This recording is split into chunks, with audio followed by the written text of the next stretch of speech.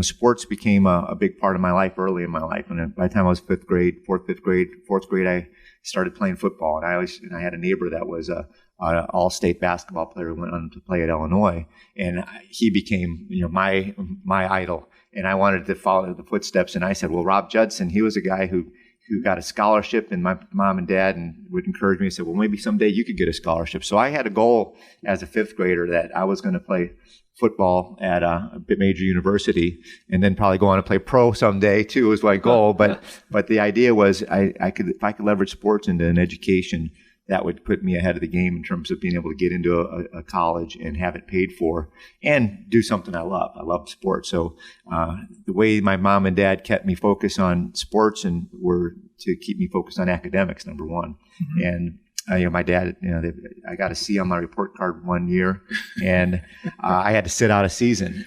Wow. And I never got a C again. Wow. What year was that? That was in seventh grade. Okay. In seventh grade. Luckily, it wasn't football season. It was the spring season. So I had to sit out. It was dance. It was dance. Yeah, I had to sit out. But the shot across the bow was heard, and I'm like, all right, I know they are serious about me getting good grades. And I'd never got to see again, and really I knew academics were my way to playing sports and football. So that way they kept me in line. So I got good grades because I was motivated to be able to see the field. And then, and my father also shared, he never missed a game, and my mom never missed a game, and my grandfather never missed a game, and they were, really were encouraging. But one of the things, like as a sixth, seventh grader, I'd come home after a game and I'd say, hey Dad, how did I play? How'd I do? And he goes, son, you had a good game when you don't have to ask me.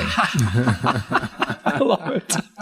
And that stuck with me because it was, by the time I got to high school, I started to, I was starting, and I got on the varsity and was starting both ways, and I was getting to be pretty good, and got interest from college coaches.